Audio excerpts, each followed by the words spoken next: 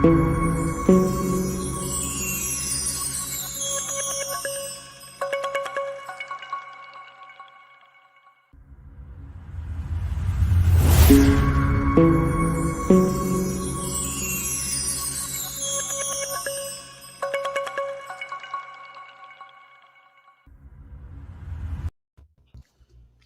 everyone. Welcome to UMD Media. UMD Media works on understanding, measuring, and doing. We are currently live on Facebook and YouTube. Please subscribe, share, like, so that we have more viewers than we have.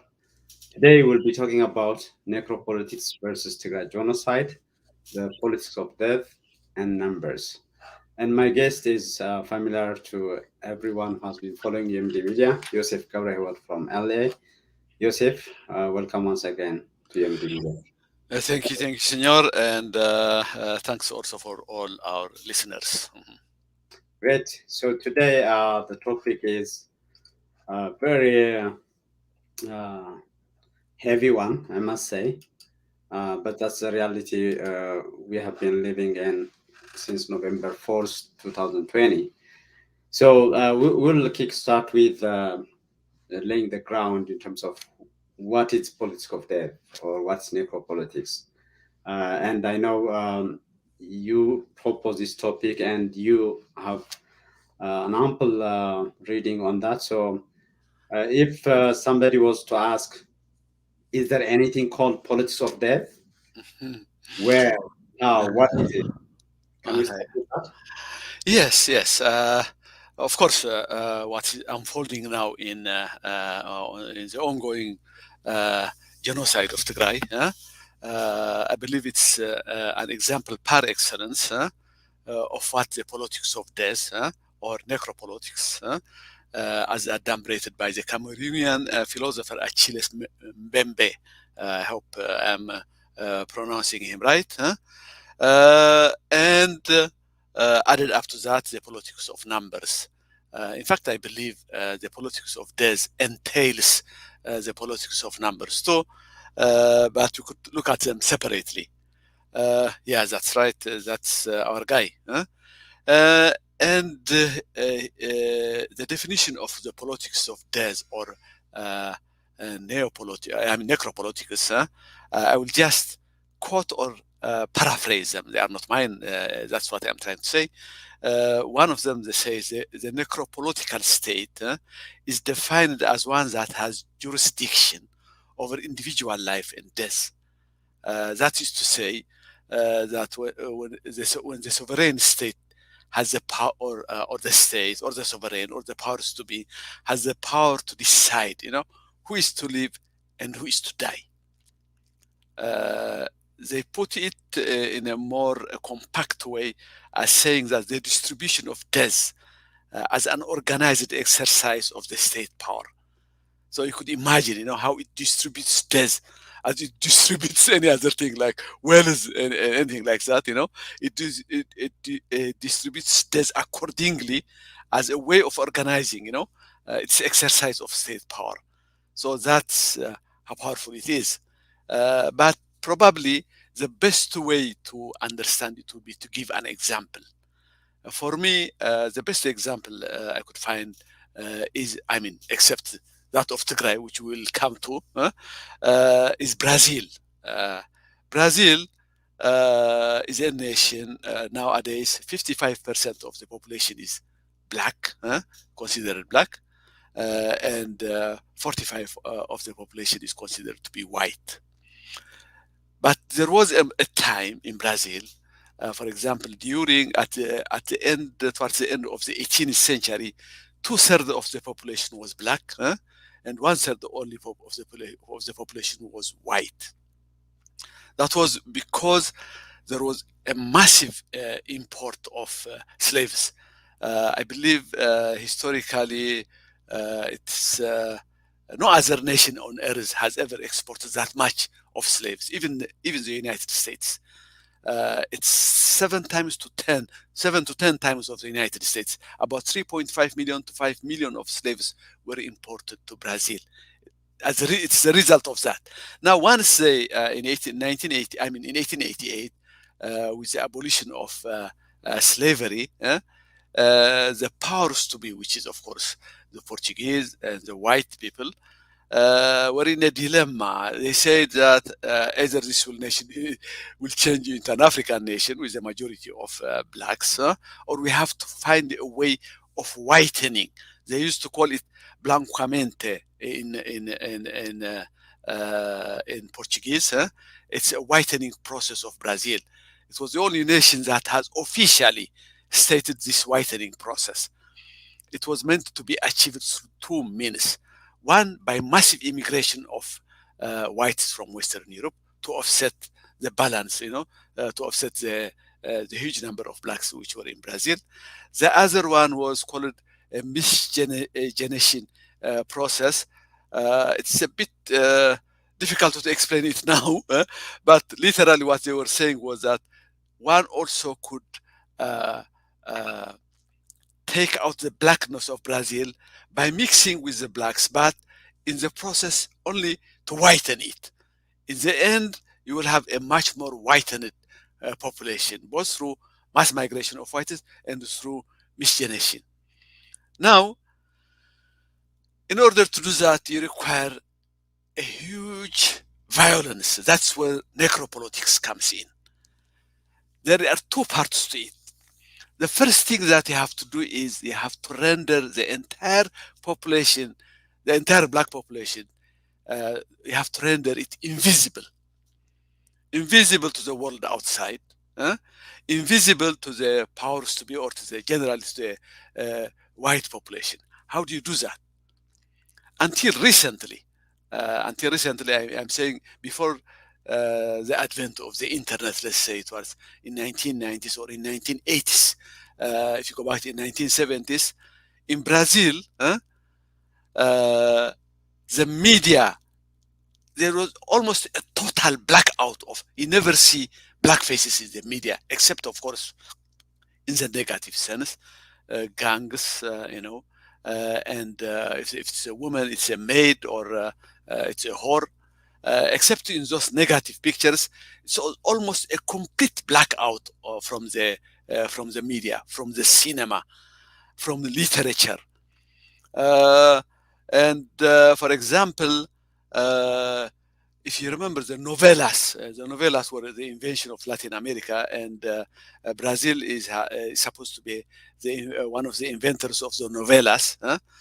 In the novellas that Brazil used to produce, because they became international, you almost see no blackface at all.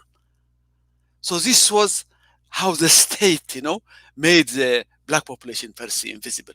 Why was it necessary to make them invisible? Because once you make them invisible, you could do whatever you wanted to do with them. For example, you decide where they will live. You can decide where they will live. They used to live in the ghetto or favela, but don't compare the American ghetto with Brazilian favela. The Brazilian favela is a horror place to live. Another one is the state decides what kind of schools you will attend. Of course, inferior schooling. What kinds of jobs you will get, the lowest, the menial jobs, and with massive unemployment. What kind of policing there will happen in the favelas. With huge violence, gangs, and with police. Where will the excess population end up? Mostly, many of the young men end up in prisons, as in the United States. The prison population has been exploding. Lately, it has reached 800,000, most of them overwhelmingly black. What to do with the black body itself? The state decides what to do with the black body through violence, abuse, menial jobs, with incarceration, even with emasculation. Emasculation in the sense that it makes it impossible for them to raise a family. Not only that, it even decides what kind of food you will eat. Junk food will be, many of what I'm saying also applies in America, but you have to multiply it by 10 times or so to get the real picture. For example, I will give you some numbers. In Rio de Janeiro, only, this is a single city. Imagine it's about 6 point something million. In 2019, the police killed more than 1,800 people. Imagine in 29 1 year they killed the police. Over here it would be, I mean, all hell would get loose if that kind of massacre has been conducted. 1,800, but out of those, more than 80% were black. It's about 1,000 for between 1,400 and 1,500 of them were black. Now, if you compare it with USA in 2019, throughout USA, I'm not talking about one single city. Throughout USA, it's 1,099 people that were killed, less than what were killed in Rio de Janeiro. It's that kind of massacre that has been going on throughout Brazil with impunity. At one time, I read it, but I couldn't find it. I tried to find it by googling it, but I couldn't find it. They stated that in the last 10 or 20 years, I'm not sure. That's where I am not sure that the number of uh, uh, black people killed by the police would almost amount to the population of Iceland, which is about 800,000, which means it's more or less the number of people that have been killed in Rwanda genocide. That's why they call it institutional genocide that has been going on in Brazil. So, if you, for example, the state decides what kind of health care you will get. Now, with the epidemic of COVID-19 obliterating, I mean, throughout, more than 600,000 of people have died. And you have to imagine this is with a population of 200 million. And most of the people that are dying are again from the favelas, from the black population. So they call all of this, So in a way, what Achilles Mbembe was doing was that there is an intricate way on how the state would assign deaths, to a certain people, to a certain population group, but without being it so clear. For example, people would blame the blacks for all the ills that they are getting right now, be it of gangs and drug addicts and stuff like that. But he connects all these things to the state, So you could easily see that the politics of death is easily connected with the politics of numbers, because all of this is motivated, by the fact that the ruling the white minority is becoming threatened by the black majority right now, and therefore it has to do always possible to curb it. Even in the Congress and the Senate, for example, it is they are very, they are 56%, but their representation is very low. In fact, it's only after Lula came to the President Lula came to office, that with affirmative action, things began to improve a little bit. But before that, even at the universities of Brazil, you wouldn't see black faces, that many black faces. The same is true in the Congress and the Senate. Their representation is almost nothing compared with the white population. So that's exactly how it looks, the politics of death as connected with the politics of numbers. That's a good background. And with that, so the question obviously people would ask would be, what does that have any connection with Tigray? Okay, good. And that I think would give you a very good picture if I share what you did. We just released it today, but you have been compiling a number of places, locations where massacres were happening in Tigray. So you compiled 276 locations, with some of them repeatedly happening. And these are mapped by a group of people. We acknowledge their contribution.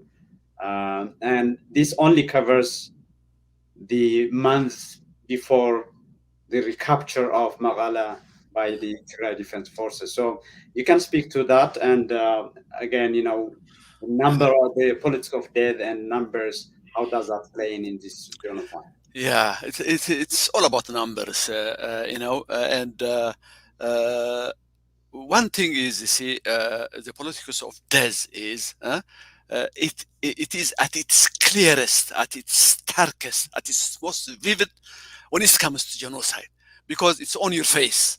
Uh, the things that I have been talking about Brazil, you need to do a little bit of digging, a little bit of linking. And people would say, various reasons they could, and they have some kinds of, I mean, there is some, it's not as easily as discernible as an outright genocide that you see. For example, in Rwanda, it's on your face. Why would they kill 800,000 Tutsis? The Hutu extremists, again, it's about numbers, it's about power, it's about uh, uh, downsizing your enemy.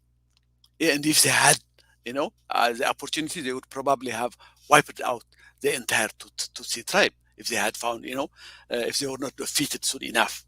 So another example would be the Jews in Germany. It's again about numbers. How do you eliminate these people, bring them to zero as much as possible as you can? And that's exactly what they did for whatever reason. If they have felt that the way they, I mean, at that time, the Nazis stated that the Jews are the enemy of the German state.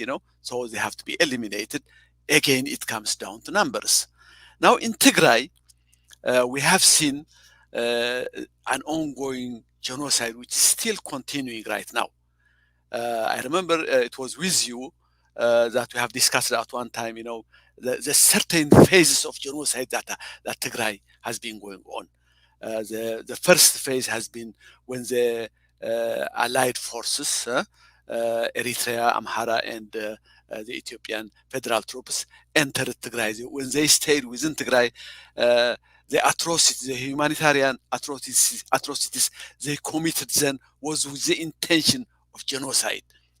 In the end, we talked about how almost 1 million people have been ethnically cleansed from Western Tigray, and how more than 1 million others were displaced from many places, especially from where the Eritrean incursions happened, and that 2 million people, there are more than 2 million people displaced, waiting for food aid in Tigray. We talked about, for example, the tens of thousands massacred, and this is exactly what it shows, what the map that you have brought shows. In fact, one of those, I believe, uh, opposition groups claimed that it was about 51,000, they say, that have been killed through massacres. And then there are the tens of thousands. Some put them in 20,000, between 20,000 and 25 or 26,000 of women that has been raped. It's a huge amount of, of women that have been raped in Tigray. And then there is the food services that have been looted and destroyed, the food sources with the intention of starving Tigray. The destruction of factories and other, anything that employs in the, that was the first phase.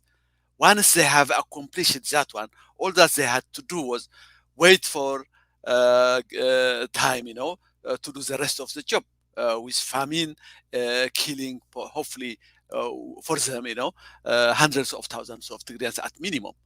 Now, the second phase came when they were evicted out of Tigray, but nevertheless took that as an opportunity to completely cut off all the services that they used to Tigray.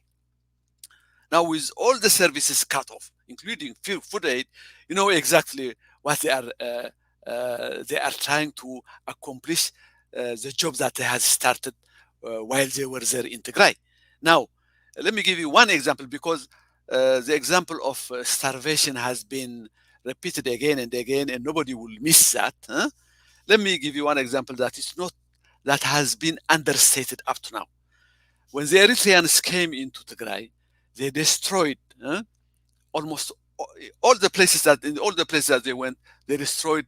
They were keen on destroying the health centers throughout Tigray, which means hospitals, clinics, and pharmacies mainly. Even one factory, a pharmaceutical company in a factory in Adgrat, So it was clear what they were doing.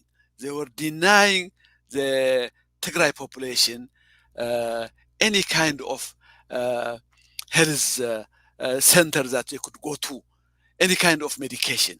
It's working now. What they tried at that time, with completely for Ethiopia now, it's more sensitive. For example, the Abiy regime in sending medicines and food. It would let now and then some food to get into Tigray, but it would never let medicine get into Tigray. What is the purpose of this? For example, hundreds of HIV positive have already died. Recently, it was reported that 600 women that have died in at birth because that could have easily been avoided had there been, hospitals and medication as used before. I believe dialysis also have come to an end, and many of those who were dependent on the dialysis are dying. Cancer, and not only that, the disease that need continuous treatment. We know that. How many of us take pills every day for diabetes, high blood pressure, and stuff like that. All that have stopped. So to me, all of this is probably not counted, appropriately, because someone who dies out of high blood pressure, you wouldn't exactly connect it with genocide. But if you look at how he is dying, then it's part of that genocide. So I believe tens of thousands of people are dying as a result of that. On phase three, the phase three is an additional now, which is happening now, is they have taken the genocide outside of Tigray on all Tigrayans that reside in every corner of Ethiopia. We have seen already how tens of thousands have been detained and interned in prisons and concentration camps. So this is a continuation. They are doing a thorough job of this genocide. So this is a continuation of the two phases that has been going on. One inside Tigray, outside Tigray, but to Tigray, and now the last one is the one that we are looking right now. Now, how do we connect this with the politics of numbers? That a genocide is going on in Tigray is clear, but how do you connect it with the politics of numbers? Well, Yosef, yes, sir. you will do that connection. Before that, I just Yeah, want to your point. This was Professor Tony Magana. He's an American. He was a professor of neurosurgery in at Maqala University. He wrote an article regarding what you mentioned, which is not talked a lot about the health impact, yeah. and he compared from 1971 Uh-huh, the rate at that time was 6.29 per 1,000 population in terms of crude days rate. uh-huh. And now he's calculating that has soared into 32 days Per 1,000. per Yeah. per. And he's saying that annually, this Uh, could lead simply no massacres, no yeah, yeah, yeah. Yeah, shooting, yeah, yeah, yeah, health yeah, yeah. related killing could result in 226,000 deaths 248. annually in Tigray. Okay, okay. I wish I had seen that before Yeah, because mine is tens of thousands. I say tens of thousands. But the real one, is this is as clear as it could get. yes, yes. Because these things are not tangible. This the people even when you hear it from Tigray TV, it says 600 died from here and there. But Yeah, you lose the greater picture of what is going on. Thank you for exactly. that one. Huh? Okay. Go ahead. And The connection. yeah, Yeah. okay. Now we see the you could see this genocide. I mean, this politics of death clearly connected with the politics of numbers. the Amhara elite have put it very clearly, unambiguously clear. They talk about of us 110 million versus them 6 million encapsulates, what I mean by the politics of numbers, because it appears and reappears again and again. Now, what do they mean? For example, even the logic of the war itself, with human waves that they unleash against Tigray is driven by this logic. All that they are saying, we'll finish them before they finish us. Even they kill 5 of us, and when we kill one of them, we'll be able to finish them sooner or later. So all that we have to do is attack with human waves. This genocide is also, the genocide is also part of this logic, of course, because militarily they cannot kill millions of Tigrayans, but the hope is that with the encirclement of Tigray and with the genocide that they are hoping will happen soon, with the famine taking its toll, and with the one that we have seen right now, they are hoping that they would kill also a huge number of the Tigrayans, and therefore that added with their, with war and famine, you could say with war and famine, they are hoping that they will eventually prevail because of the numbers. Not only that, they are also giving the world a choice of either or. In fact, all their policy boils down in the end in this either or phenomena. Do you want, for example, they are asking the world, do you want to be with 110 million people, or do you want to be with the 6 million people? For example, the rogue nations, for the rogue nations, there is no dilemma at all. But what I mean by the rogue nations is the regional powers like UAE, Saudi Arabia, Turkey, Iran, and even Israel in this case. And on the other hand, you have the international powers like Russia and China. For them, it's a non-brainer. They will say, we'll grab the 10 million. We'll have the 10 million, even if it takes a genocide of I don't know, hundreds or thousands of million from the 6 million to achieve that goal. Because, for why? For many reasons. Regional influence is one of them, economic reasons, geopolitical reasons, we'll probably see them later, tariff reasons, migration, even migration is appealing, the policy of migration in Europe. All of this will depend on betting on the 110 million rather than betting on the 6 million. So when the total crisis we look at, it's not only from their side, from the Amhara or the Ethiopian side, but also the way they have presented to the world is either we are with us or with others. So you could clearly see that the genocide is connected with the philosophy or with the politics of death and the politics of numbers. I just want to play here because you mentioned about there are a number of videos coming from the government, pro-government medias, talking about this only 6 million. So if you even eliminate, the all 6 millions 1 to 1, so we will have still, 100 something. 100,000 Yeah, more. so these are a couple of videos to that point. I just want to. I hope it will work this time.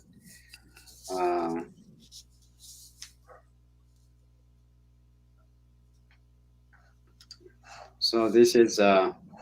እኛ ደግሞ የተሻለ ኃይል አለን፣ የተሻለ ወጣት ይዘናል፣ የተሻለ ማህበረሰብ የለም። እኛ ደግሞ የተሻለ ኃይል አለን፣ የተሻለ ወጣት ይዘናል፣ የተሻለ ማህበረሰብ ይዘናል። ለ6 ወይም ለ5 ሚሊዮን ህዝብ የሚያስጨንቅ ነገር ያለ አይመስለኝም። የተሰጠን ስልጣን So he's basically saying, we have enough or more than enough power number. We shouldn't worry about 5-6 million. And another short one is, it has always been clear what the intent is. Even they told, the You remember the European Union envoy? Um, Yeah, I remember that. Yeah. yes, their goal is to wipe out. So Wipe out, I know. ይኸውልህ Politics is wipe out. እያንዳንዱን የትግራይ ወጣት ማለት ነው እንደ ኮብልስቶን ተጠርቦ አንድ አይነት አስተሳሰብ ይዞ እንዲኖር ተነቅሶ ወያኔነትን ተነቅሶ ስላደገ ማለት ነው አሸናፊ መሆን ከፈለክ ትግራይ ውስጥ ያሉ ወጣቶችን በሙሉ መንጥረ ማጥፋት አለብህ። So this is paid. This media, this personality, UMD media can mention that reliable confirming information is paid by the Prime Minister office, and he's clearly saying that if you want to win, you have to eliminate all the use in Tigray. It can't be explicit. So that is what you want to comment on that? Yes. I mean, it cannot be, probably it requires no comment because he has commented himself, because it couldn't be more clear than that. He's saying that unless we eliminate all the use of Tigray, the Ethiopian problem, whatever it is that they have in mind when they talk about the Ethiopian problem, usually it comes under the phrase of unity and stability of Ethiopia, because or a better word would be Ethiopian ማስቀጠል, which means if we want Ethiopia to continue, that is the underlying word is to continue. Probably it looks more deviant when it's in Amharic, ማስቀጠል. Then Tigray has to go, which means that you'll have to eliminate a huge part of Tigray, especially the young men who are fighting the war in this war between Ethiopia and Tigray. So it couldn't get more explicit than that when we talk about the politics of death and the politics of numbers are intimately connected in what this guy says. Yeah. One thing that also comes to mind is we have been talking about the domestic actors and of course plus Eritrea, but in terms of weaponization, in terms of armament, all these technologies used, there is a global factor to all these. So can you speak to the globalized genocide, so to speak, in what is happening in Tigray? Yeah, I think the globalization phenomena is probably the most worrying, not only to Tigray, but to weak nations in Africa and other places, I believe, because I believe that the 21st century has made genocide easy to conduct. There is two major reasons for that. One is technology. The advancement of technology has been in leaps and bounds. The other one is the multipolar system that has been created after the fall of Soviet Union. Let me talk about the technology first. The technology, I will start with Abiy. I have said that before again and again, but I will have to say it here in order to give a complete picture of what is going on.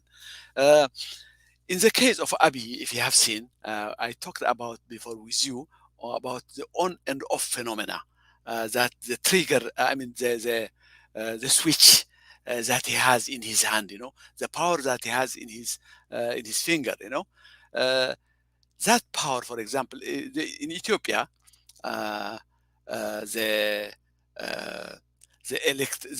power, the electric power, it is concentrated around Addis Ababa. I think there is a central part in Addis Ababa, around Addis Ababa, where you get all the power from all the hydro plants in Ethiopia. There are more than 20 hydro plants that they have been growing through after EPRDF, and all of that is connected in a central station near Addis Ababa, and that is where the place where it's distributed throughout Ethiopia.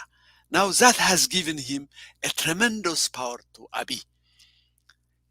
I mean, the moment he decides, within a minute, he could darken an entire klil, an entire province would go dark, because he could take out all the electricity from that area. Now, that has given him a certain big power, because once you deny electricity to that area, what happens is the entire economy comes to a halt. Not only that, the healthcare system comes to a halt. And not only that, I mean, all and everything that depends on electricity to function comes to a halt. Another switch that he has is, of course, the internet. He cuts off the internet to an entire area.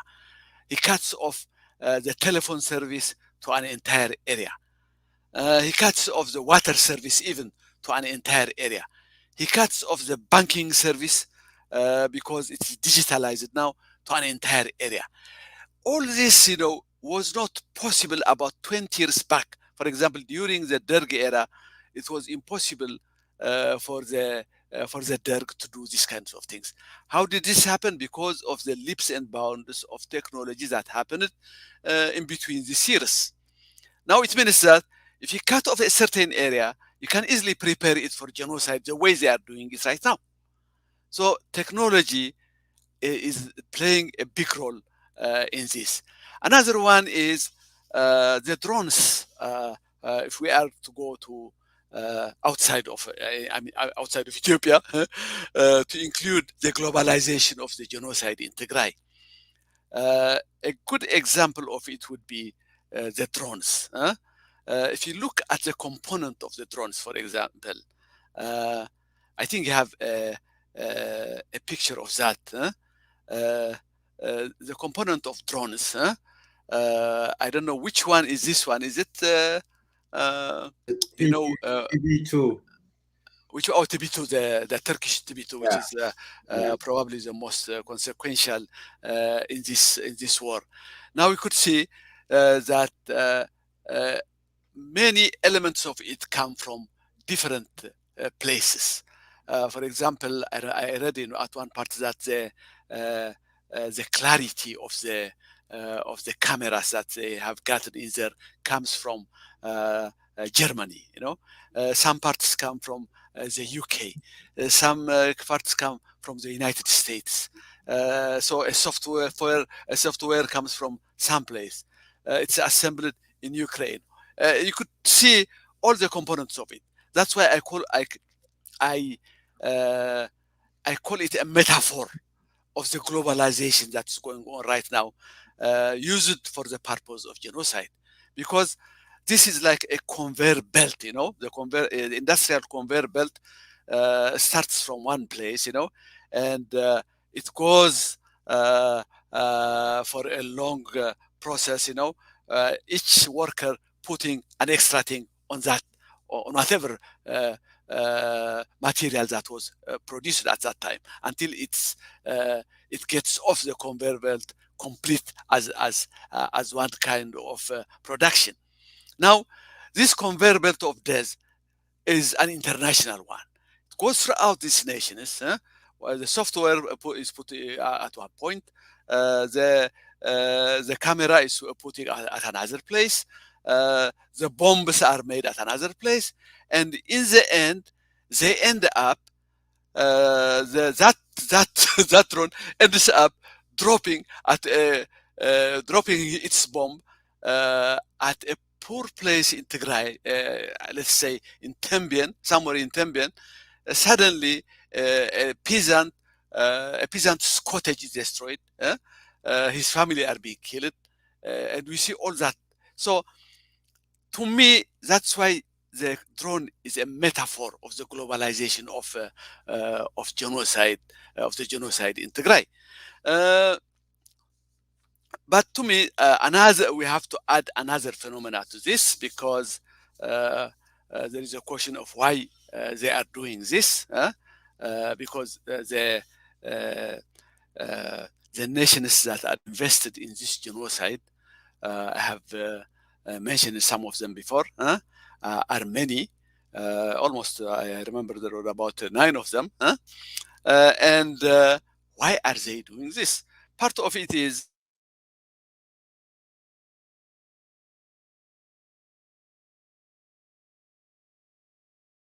as a technology. I forgot also the internet for obvious reason. The internet also is a big player in this genocide, with all the like-minded, finding a platform to conduct their whatever it is, the rallying, the hate speech, and all that, which was not possible, let's say, 20 or 30 years back. But the biggest one on the other hand, the multipolar system that has arrived in this world after the end of the bipolar system that used to be before the end of the Soviet Union. During the bipolar world, remember that there was this thing called MAD, which is mutual assured destruction, which means that there was a logic behind it. Somehow, this logic has kept the peace of the world together for a long time. After the Second World War, to the fall of the Soviet Union, it's about, let's say, about 40 or 50 years. This logic worked because there was no this anarchy that we are looking at now. It doesn't mean there was no wars. There were wars. It doesn't mean there were no proxy wars. There were also proxy wars, but not to the extent that we are seeing today. I believe with the multipolar world, the main victim became the death of the nation state. The death of the nation state as we used to know it. For example, the nation state as internally cohesive one with a clearly, robustly delineated border. That kind of state is no more existing right now, especially when it comes to weaker and smaller nations. Okay, let me give about 4 or 5 reasons why this has happened within the context of Tigray. Remember that the Tigray crisis started when Abiy and Isaias met in Jeddah to sign their Jeddah Accord.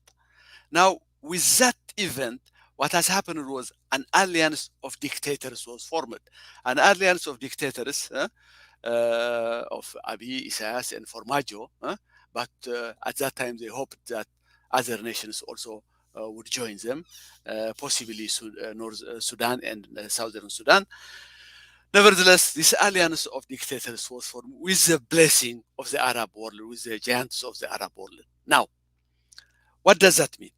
Think about this, when we talk about alliance of nations, let's, for example, NATO or Warsaw Pact, what we have, the idea is to protect those nations from the other one, from the other side of the alliance. But in this case, what makes it unique in the alliance of dictators that was created in the Horn of Africa, what made it unique was they were supposed to help each other in case of an internal enemy. They haven't formed an alliance of nations in order to protect themselves from other nations. That's not the issue. The issue is the enemy is within the nations, because since they are dictators and they have to protect their dictatorships, the agreement has to do with protecting each other from elements inside their country that may derail, or finish off, the governments that are running at this time. So that's why, for example, when Abiy said, "I have a problem in Tigray," they rushed to his help. That was part of the agreement. They rushed to help Abiy quench, an insurrection that supposedly is taking place within Ethiopia. Now look, an Amhara Killil could make a pact with Eritrea, to finish off another Killil within Ethiopia. If that doesn't show us the death of a nation state as we know it, then nothing will. Precisely, the death of the nation is starting with this multipolar system. Another one is, of course, as I talked before, is the involvement of the regional powers. The regional powers, which are, of course, Saudi Arabia, Iran, Turkey, and the United Arab Emirates. With the multipolar system, what happened was the dispersion of power according to wealth and location. The wealthier you are, the more power you have. And of course, you will have to be limited to your location. It's almost like a gangs warfare and for turfs. You notice that in Somalia now, both Turkey and UAE are competing for loyalties of certain people within Somalia. That is fighting for turfs. Ethiopia is now a huge, what do you call it? Battleground. A huge turf, that they cannot afford to lose. So they are fighting for that turf. So it's almost like gangs fighting for turfs. That wouldn't have happened in the bipolar system at all. That was unimaginable when both the United States and Soviet Union were facing each other. They wouldn't give in to these regional powers to do whatever they want to do. But now they could do that. In fact, they even outsource. For example, the US has outsourced its regional influence in that area to UAE and Saudi Arabia. Another one is how the globalization, has the topic. So that we don't forget the topic is that how globalization has how genocide has become globalized, especially in this case of Tigray.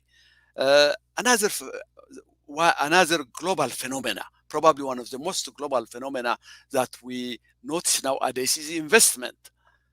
Investment goes through, it's not that investment didn't happen before from outside, but nowadays we see investment from rich areas flowing in and out throughout the world, sometimes causing distraction as never before. A good example of that would be Argentina. But leaving that aside, now look at this. During EPRDF, a huge part of the GDP growth in Ethiopia has to do with a lot of investment flowing in from these regional powers. And China, UAE, and Turkey has been the main investors in Ethiopia. Now think about this, the paradox of it. EPRDF was the one who allowed all of this, and now what they are doing, what the UAE and China are doing, are fighting for their investment. What they are saying is that we are fighting for not only for what we have invested, because all the industrial parks that they have built, all the high-rise buildings in Addis Ababa, usually most of the time it's the UAE that is behind it, in financing it. All of this comes down to what now? The nation. It's not only the nation states that owns those things, but outside players. So the outside players are saying, we are fighting for our investment. Now look how an investment which looks benign at most and good at best for a nation to do turns out to be a motivation for genocide in Tigray. So when Ethiopia, for example, is saying it's either us or them, it's either 110 million or the 6 million, they are also talking about the economics of economics at the same time. If you want to invest, if you want to have an Ethiopia, then you'd rather stay with us. So that also the investment, which is a global phenomenon now, has become also a big reason for this. Another one is, of course, locality, or call it geopolitics. The area, as you know, is a very sensitive area. It's a very crucial area. It's a gateway not only to the Indian Ocean, but also to Europe through Bab el Mandeb and then Suez Canal. So there is a reason why the UAE has a base in Asab. That area is, you could call it one of the hottest real estates in the world right now, because everybody wants to have a base there. The Chinese want to have a base. The Turks want to have a base. The Russians want to have a base. The Americans want to have a base. So there is a reason why that area is looked upon, by all these various sources. So their regional influence depends on having a base over there, and Eritrea is also playing a great role in doing this. For example, the reason why Eritrea promised Abiy a naval base in Asab has to do also with this phenomena. In addition to that, of course, the Arabs are interested in the Red Sea. They want to make it an Arab Sea. So for all of this, and then there is also the Chinese. We don't have to forget the Chinese Belt and Road Initiative. If it has to necessarily go through this area, because it's a critical area. It's a juncture of where many civilizations meet. Middle East, of course, the Chinese will come with the Far East, and then there is Europe, and then there is Africa. So it's more or less a center that they cannot afford to lose if their Belt and Road Initiative is going to make sense. In fact, the railroads that they were building was part of that Belt and Road Initiative. So for all of these reasons, all that I'm mentioning all of this because they are a global phenomena. So the geopolitical importance of this area has become a greater motivation for the genocide of Tigray, because what is Tigray? A poor nation that has little geopolitical importance, squeezed between two nations. So for them, it has become a nuisance in order to achieve their goals. The last one is the migration one. Migration also have become a global phenomena. Not only a global phenomena, when it comes to EU, to Europe, we know that migration has become a big headache, especially after the millions of Syrians, probably more than a million, made it to Europe. After that, there was this, you could call it an earthquake in terms of politics, because the right-wing parties, gained much ground as a result of that. And since then, everybody is trying to prevent refugees from entering Fortress Europe. Now, the migration issue, probably we'll deal it later, is one of the reasons why the EU is now more or less kind of endorsing the encirclement of Tigray, although not saying it so explicitly, because if the Western Tigray is captured by Tigray, then the possibility that a million or so Tigrayans would make it to Sudan is great, and so they have to be prevented from doing that. If Ethiopia implodes, as they say, with the march of Tigrayan, of TDF into Addis Ababa, then millions of Ethiopians will march towards Ethiopia, towards Europe. So all of this has to be prevented. And without saying so, I believe that the Europeans are comfortable with the encirclement of Tigray right now. And that means, of course, without admitting it, promoting the genocide of Tigray, because the encirclement of Tigray eventually ends in the genocide of Tigray. Okay, thank you, Yosef. And one thing that comes to mind is the argument from the West, or when TDF and Ola were close to Addis. And even before that, there was always this argument for unity and stability of Ethiopia. And you mentioned about the countries that are active in making this globalized genocide on Tigray. One, active country part to this genocide is, of course, Turkey. And I just want to display this. This is a very good book on how the necropolitical laboratory Turkey is. And I was wondering if some of the countries that are active here, the way they treat their own citizens, what they practice and do in terms of subjugating the othering of, subjugating and othering of people is what maybe seeing in large scale in Tigray. You want to speak to the issue of the dilemma, like the false dilemma, you can call it, in terms of the unity and stability of Ethiopia, while working for that in terms of the humanitarian crisis also. Yeah, okay. You know what? Turkey is clearly, especially under the government of Erdogan, that guy is one of those, what do you call them, democratically elected, in a sense, quote unquote, dictators that are emerging throughout the world right now. Another one is Modi in India.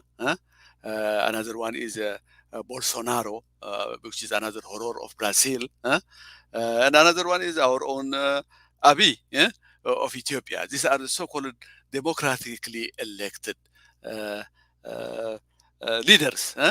And Turkey is very much known for its approach when it comes to the Kurdish problem. We talked about it with you a little bit before that. You were the one, in fact, who mentioned it about this phenomena. And they have been trying all their best, to prevent the Kurdistan to be formed because, from Syria, the Kurds are found all over the place in that area, and it's believed that the Turkish government have used these drones. In Syria, it's clear it has used it in Syria. It has used it in even in Iraq, in some parts of Iraq where the Turks are living, and then of course in the Kurdish part of Turkey, wherever there is resistance. So it has basically what it is doing. Necropolitics is active in Turkey. The numbers. I don't have the numbers now, but the numbers of the Kurds is huge. So it's the same way in Brazil. The white population is afraid of the increasing number of the black population. It's the same way also they are afraid of the Kurds because it's a huge number. That's one of the things. Yeah, this is a wonderful woman, by the way, Marielle Franco, that she was killed in Rio de Janeiro, because I have been following the Brazilian case for a long time, and she was one of those people that was, I believe, in the she was elected. She was an elected official, and she was one of those leaders of the black movement, and that's the police killed her. Up to now, even though people know exactly who killed her, up to now it remains unsolved, as many of the killings of black people in Brazil end up in eventually. In fact, the killers happen to have a link with the Bolsonaro family itself. Anyway, to go back to the phenomena of, for example, Modi, India, one of the reasons why India was voting with Soviet Union and China against, whenever the issue of Tigray is raised, it's one of this genocidal one, except especially against the Muslims of India now, and if you go to China also, they have in the eastern part of China again a huge kind of necropolitics is going over there. The death of politics is very much alive in China. Part of the reason why they are opposing as they call the intervention, in Ethiopia is precisely because they are practicing it in their own territory. But let me go back to the West itself. Because in those areas, in those cases that we have mentioned, it's clear. It's clear for them. There is no dilemma for them. But in the West, they have created a false dilemma to get away out of this problem. Abiy government, he is clearly he's saying that addressing the humanitarian crisis in Tigray could only come at the expense of the unity and stability of Ethiopia. This is how he has put it. That's what I mean. He has put it in an either or phenomena. Of course, this is a false choice because, in fact, I believe the opposite is true. If you do not address the humanitarian crisis in Tigray, eventually the nation will explode. To me, that connection is what's clear. But nevertheless, the West has been buying in a different way. What it does is it doesn't believe that, well, at least officially, they don't admit that genocide is taking place in Tigray, because once they say that, they have to act. At least that's the general understanding. Now, if they don't believe that there is no genocide, which is it's a semantic trick, then there is no genocider. Abiy is no genocider. If Abiy is not genocider, if they humanize him, then it's possible to make a compromise with him. That's why they always try to save Abiy, because they are saying, no, he's not a genocider. In fact, and whenever there is too much evidence, they will blame either the Amhara ultranationalists or Isaias Afwerki of Eritrea. But if you take Abiy away from these two pressure points, then Abiy is an okay man. In fact, Ethiopia at this point in time, Ethiopia's unity and stability could only be guaranteed under Abiy, who has been popularly voted by Ethiopians. So they are avoiding entirely the dilemma. But the thing is that you cannot have a genocider. There is no, you cannot have a compromise between a genocider and his victims. It's almost like saying that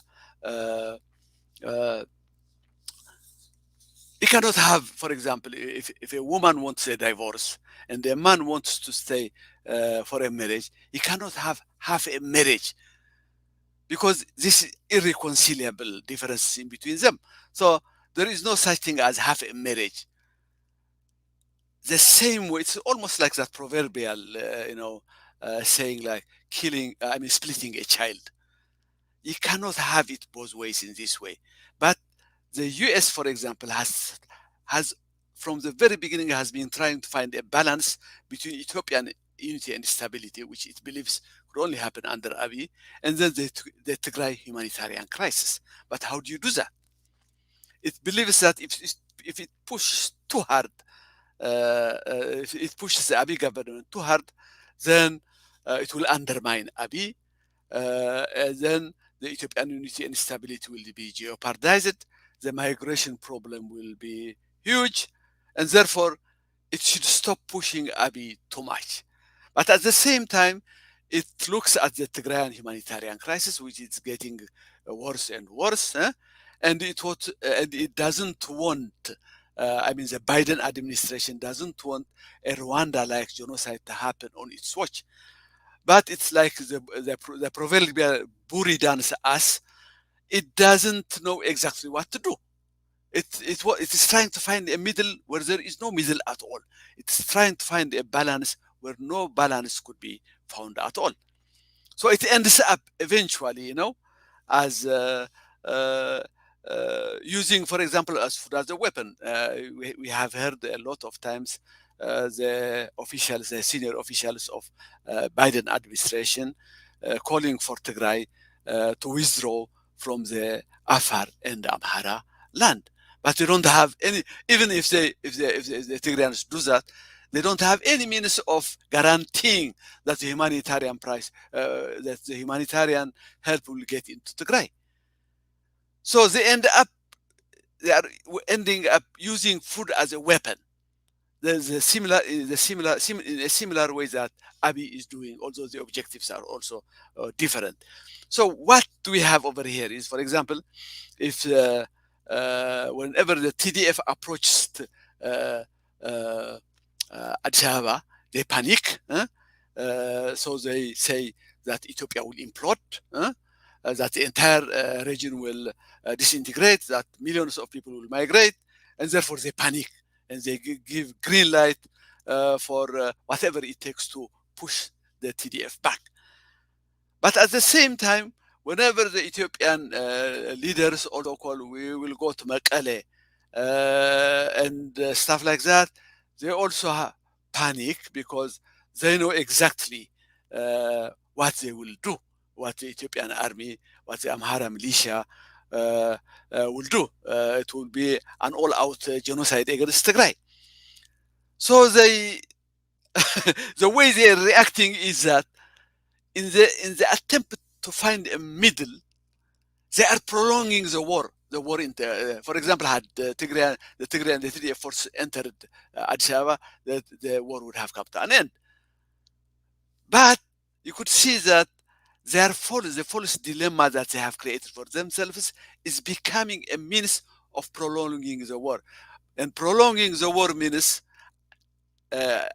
achieving neither the unity and stability of Ethiopia, nor the prevention of genocide in Tigray. So that's why I believe that the West has screwed it up,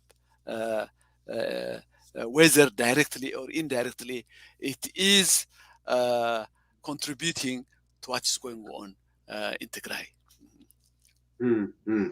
That's great. I think you touched the point of migration and the European Union, but if you want to maybe speak a bit more on that, today the Borrell was quoted as saying Ethiopia's conflict of the past year was one of his biggest frustrations. And he's mentioning that because the European Union countries were not able to react properly to the large scale human rights violations, mass rapes using sexual violence as a war weapon, killings, and concentration camps based on ethnic belonging. But we know that there was a time, actually, you mentioned in one of our shows, there was a time where they were saying what they should have said, but then suddenly they left that there. What changes then? What was the reason in connection to the migration crisis? Well, to me, it seems that the EU is too much. Probably it has prioritized its migration policy over the humanitarian crisis in Tigray. As I mentioned before, at one time, they were at the forefront, and they were saying that the Amhara forces, the Eritrean forces, and the federal forces should get out of Western Tigray.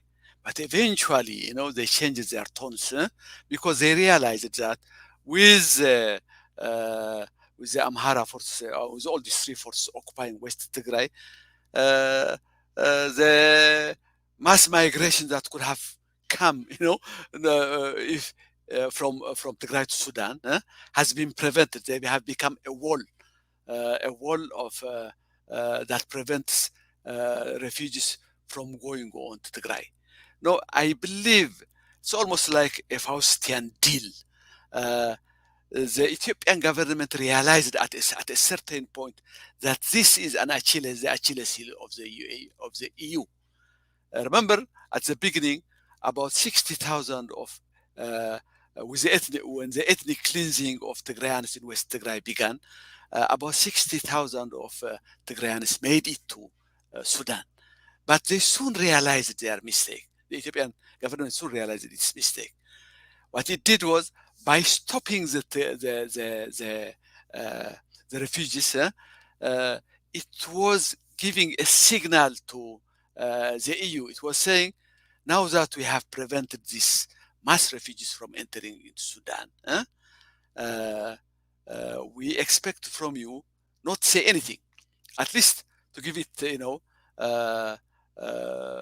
to pretend that nothing is happening over there, and keep quiet on this one. And that's exactly what the EU did. This was unspoken, of course, among them, but they understood each other.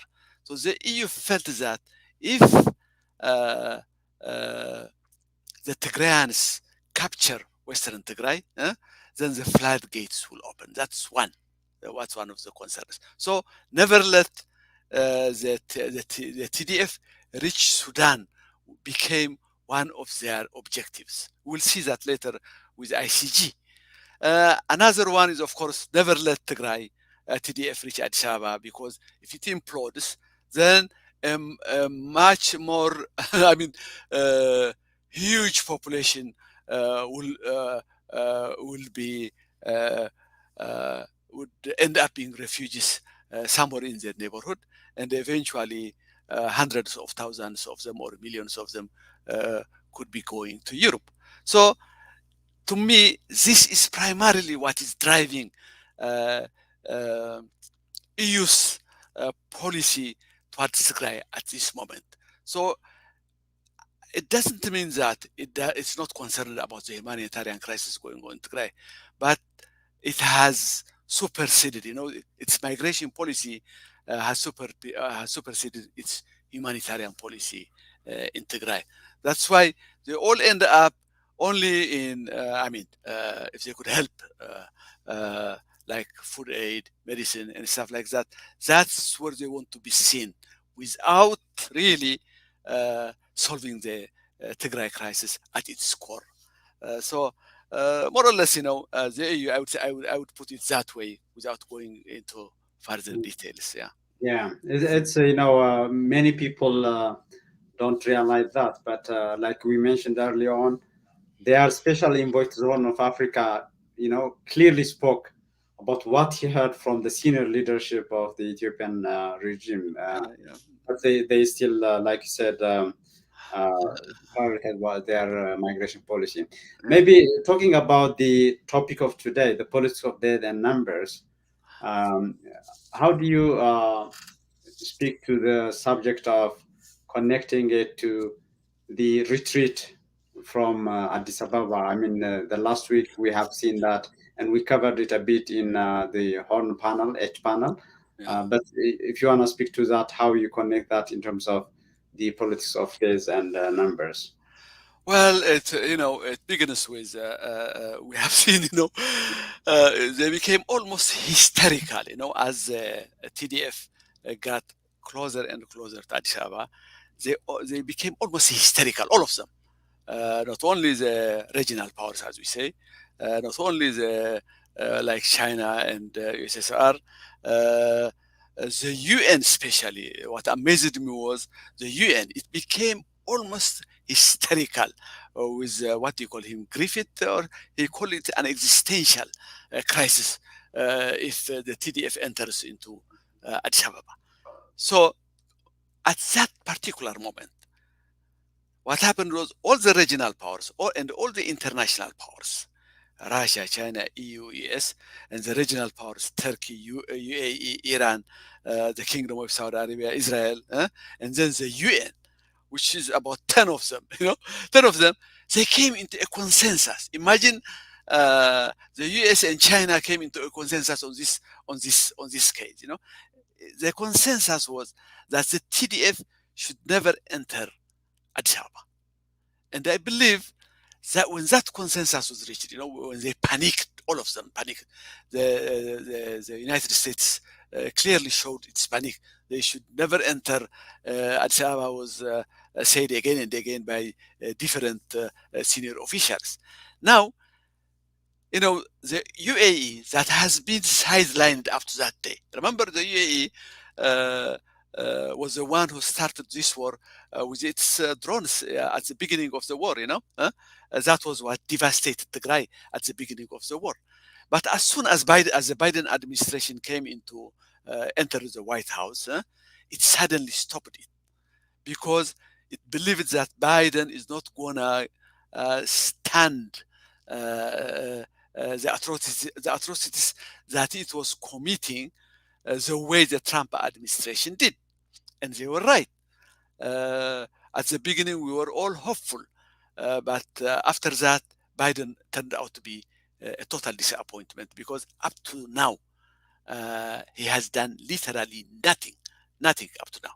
Not only that, he showed his panic at the, I mean, recently, and that was taken by the UAE, Turkey, and the others as a green light to go ahead and do whatever they can to drive the TDF, the Tigrayan forces, away from the gates of Addis Ababa. So we could say that directly or indirectly, the US gave green light for them to go ahead. And that's why the moment that happened, if the floodgates were opened for all kinds of drones from all over the world and all kinds of military gadgets, from all over the world. I mean, Turkey with its TB2 drones, China with its Wing-Lung drones, UAE with Wing-Lung drones, even Persia entered Iran also. I don't remember the name. Also with its drones. All of them flooded it with fleets of drones. And that's part of the reason why the Tigrayans have to withdraw, because they were outstretched at that point in time, and the supply lines were easily susceptible. They became easy targets. Anything that moves like tanks and trucks, ammunition, and all of that stuff, became the target of all these drones. Now, again, the reason why they said TDF should never enter Addis Ababa was that Ethiopia will implode. The entire region will be on fire. Millions of refugees will march towards Europe, and all of that. This is a false narrative that they created in order to do that thing. So I believe, I will probably say it in the end. But to me, it is this false dilemma of the West. Without the US, allowing this, I don't think this thing would have happened. Precisely because, especially UAE, wouldn't have done anything that goes against the will of the United States at this point in time. Mm-hmm.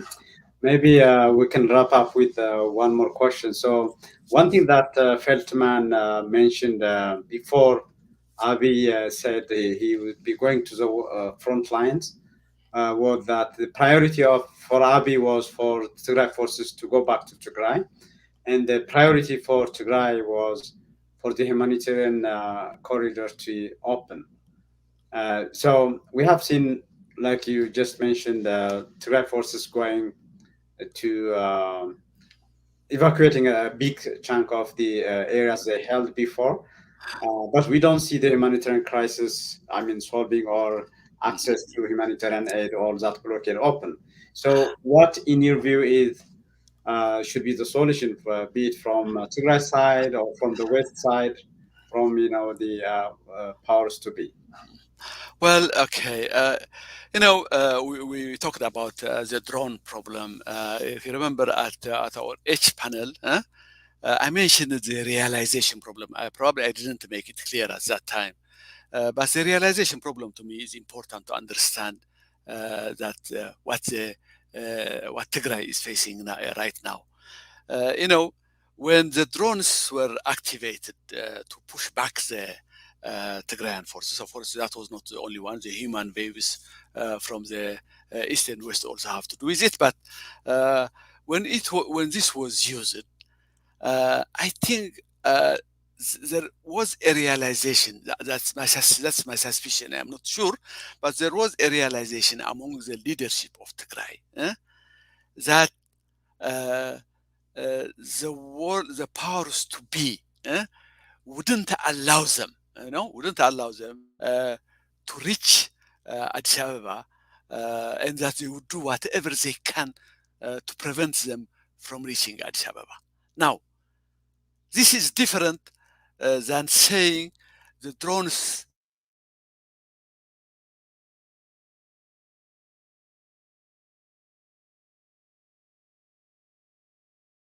failed to push the Tigrayan forces back.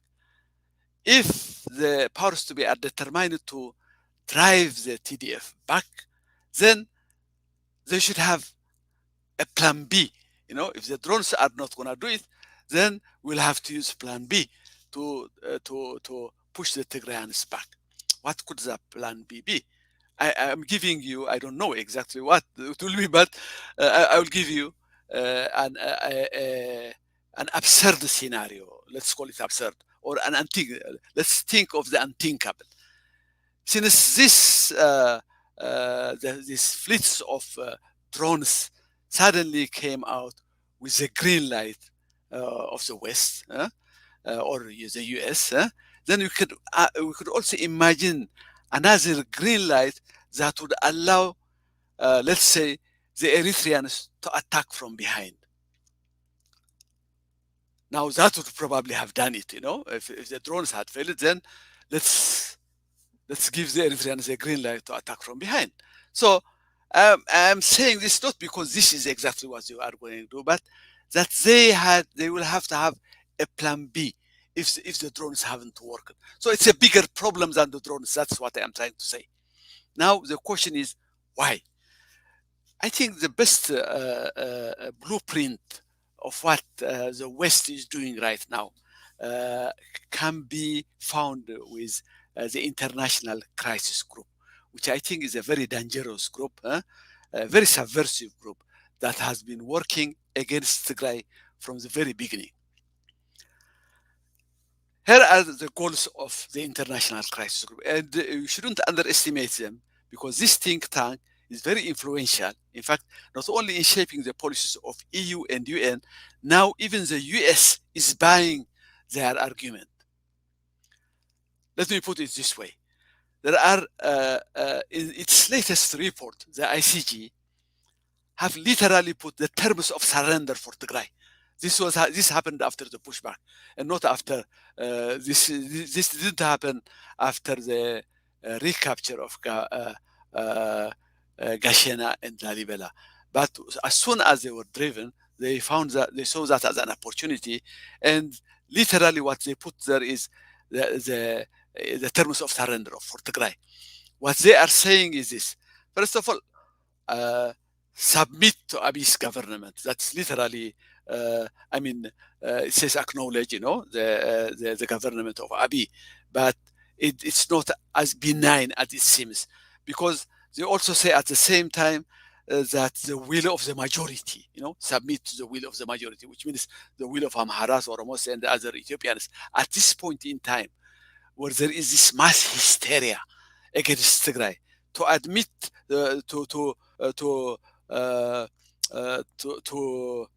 admit the will of majority is literally to give your neck for the guillotine, you know. So why are they doing this? Of course, they are doing this. They are saying this prevent Tigray from deposing Abiy. In fact, they have been insisting in all their reports that the Tigray leadership should stop calling for the resignation or for deposing Abiy. So that is their number one priority. Their second plan is prevent Tigray from seceding as a nation. It shouldn't separate from Ethiopia. So these are the two major goals of the ICG. And to that effect, it's the strategy that it has come out is very effective in doing that. One, they never let Tigray reach the border of Sudan, came from them late. Not this report, not this late report, that the report before that, it clearly stated that they said the TDF shouldn't reach the border of Sudan. Why? Because if they reach the border of Sudan, Sudan will arm the TDF, and Ethiopia will get mad at Sudan, and it will unleash the mother of all kind of battles against Sudan, and the whole area will be destabilized. Now, this is, of course, a false narrative, because Ethiopia, which is fighting which is having a hard time fighting TDF, it's hard to imagine for it to be fighting Sudan, not in the way it's fighting now, but in some kind of a huge war. But why are they coming with this narrative? Precisely because they want to convince the EU and the US and hopefully the UN too into that strategy of never letting Tigray reach Sudan. But their fear is not that this kind of destabilization will happen. But if they reach Sudan, if they get armed, they could, without being armed, we have seen that they have almost defeated the Ethiopian army. Imagine with getting armed from Sudan or Egypt, what would happen? So they know exactly what they are doing. So if they are to save Abiy, then the arming of Tigray should never happen. So that's number one. Then, of course, the Western Tigray problem. If they reach that, then they will have the Western Tigray, and they want to prevent that. One of the reasons why they want to also to have the encirclement of Tigray is Tigray could only pressure it to remain within Ethiopia only if it exists in this kind of encirclement.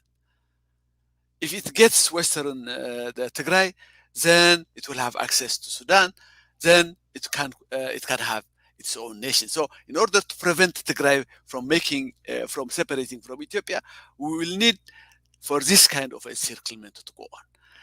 The other strategy is never let Addis Ababa, never reach Tigray Addis Ababa for the same reasons, we have talked before. But it comes from them. So what is going to be done? To me, it's clear. There is no balance, or there is no middle to be found between genocider and its victims. If you can, you prevent you defeat the genocider. But if the world is not gonna let that happen, or is not gonna do it itself, let alone do it itself, is not gonna let happen through TDF, then the only way they could have is not.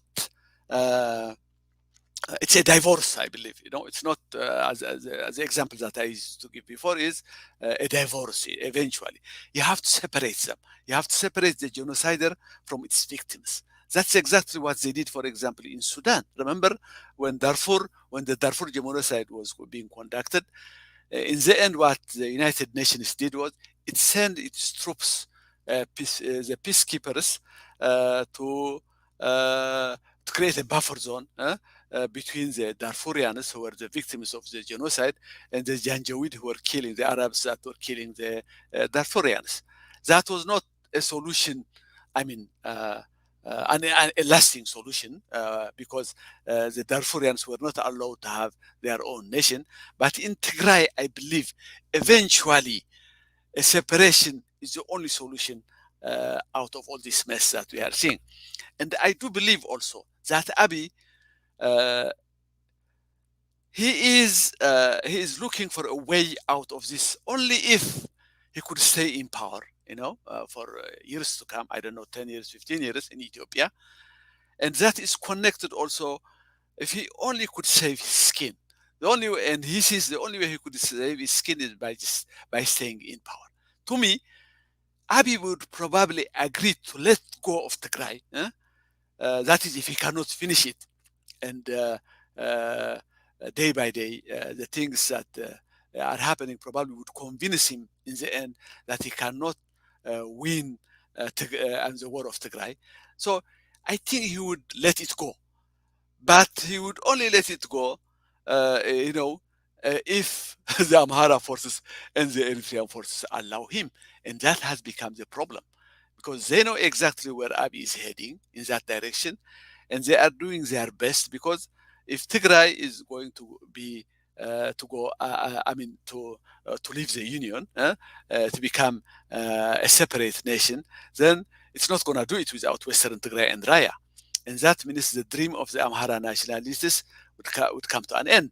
And not only that, the threat to Eritrea is also comes with independent Tigray. So here we have the tangled web that we see all over the area. And that is where the focus should be, instead of trying to find uh, uh, a balance or a middle where there is no middle at all. While we have to figure out, how to solve that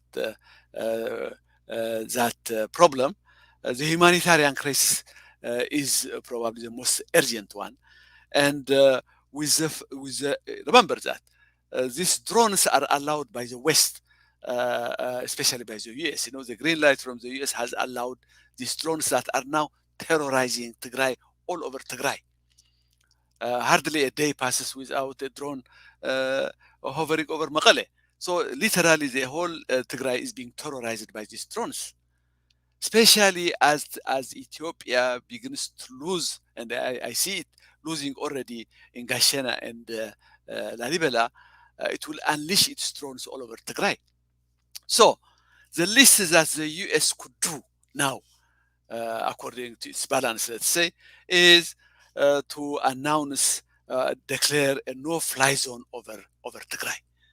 That you would expect the least that the West could do. If it's really concerned about the humanitarian crisis in Tigray, the first step that it should do is a no-fly zone has been announced to protect the civilian population of Tigray. The next one, we have said that again and again, is after doing that, an air bridge that provides aid, food aid, medicine, and other stuff to Tigray. And then the third one is watch over Eritrea. Eritrea is a spoiler region, and it is mainly concerned now on how to extend this crisis, because it believes that only with the extension of this crisis for a time to come could, for example, the genocide of Tigray happen, and through attrition, the TDF, the Tigrayan forces, could weaken it, so that at the end, if it is going to face off Tigray, it will face off a weakened Tigray. So given that, the West should at least force the Eritrean troops from getting out from Tigray, especially from Western Tigray. That is the least that is expected from them. And then watch over Eritrea being a spoiler, because, for example, the sanctions that the late sanctions against Eritrea, I don't believe that they have any teeth, because they are supposed, all those entities that have been mentioned, only if they are, working within or they have any connections in USA. None of them have, and therefore it doesn't bite. The sanctions that has imposed on Tigray, it doesn't bite at all. If they really want the sanctions that bites on Eritrea, there are two things that you could do. First of all, an arms embargo, a total arms embargo against Eritrea. And the second is sanctions against the mining companies in Eritrea.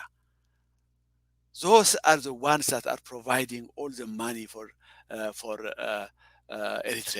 That's where the money is coming from, to undertake all the mischievous things that Eritrea is doing all over the area. By doing these two things, and those ones are also using slave labor. The companies have been using slave labor from Sawa and Agolgolot, which is the national service. So if they really meant for sanctions that bite against Eritrea, those are the two things that they should do. With that, I will end this this topic in general. Okay. Hello.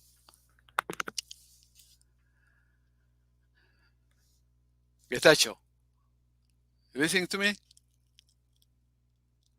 Disconnected. I'm so sorry. No problem. Okay, no, Yeah. sorry. I was wondering, is this guy Yeah, sleeping on me or what? Huh? I was kicked out by the system. Thank you so much. And I just want, before we finish, I want to make this just building on what you said on the role of different countries. This is a show on Thursday, 12 p.m. Eastern Time. I will be conversing with Rashid Abdi, a Horn of Africa political analyst. He has been once to EMD Media, so we'll talk about the role of middle power countries, Tigray as a lens. So, as we know, the countries that were touched upon today, they have been active in Yemen, in Libya, and now in Tigray. So we will have a topic covered with Rashid Abdi on Thursday, 12 p.m. Eastern Time. Yusuf, I'm sorry for the last hour, No last problem. minute disconnection. There was a couple of actually freezing happening, but they were very minor. Then Oh, finally, that's right. Okay. Yeah. and I hope our viewers got what necropolitics in connection with Brazil, Turkey, and others, but how it's playing a role in what's happening in Tigray, and how and who should do what are the final insight from you. Thank you for Yeah. your time, and I hope to see you on Friday Yeah. on channel. Yeah, one point, with this, it has been made easier, with technology and on how to conduct genocide, In fact, I believe that Ethiopia is writing the textbook, on how to conduct genocide in the 21st century. And Tigray has become the litmus test. In fact, when I talked about this with a friend, he came up with a better example. He told me it's a canary in the mine. Tigray is a canary in the mine, the first to go. If the world to be are gonna, are doing what they are doing right now, but we see that the 21st century is probably one of the hardest centuries, to be. Because it's easier to conduct genocide. We'll see this again and again in other parts of the world. Yeah, that. Yeah, I hear you loud and clear. I mean, specifically if you have unquestioning elite supporting, the regime, and everything would be written, after the fact, after everything I is know. complete. That's a sad story. Thank you for your time and have a good evening. Yeah, thank you. Okay. You have been following UMD Media's. You have been following UMD Media's show on conversation with Yosef Gabrahewat on necropolitics versus Tigray genocide, the politics of death and numbers. And your host was Getachew Asafa. I will see you on Thursday with Rashid Abdi. Once again, we'll be talking about the role of middle power countries, Tigray and the lens. What is middle power countries? What was their role in Tigray? And before that, we'll be conversing with Rashid Abdi, a very knowledgeable Horn of Africa analyst, and I'll be conversing with him live at 12 p.m. Eastern Time on Thursday. Until then, bye for now.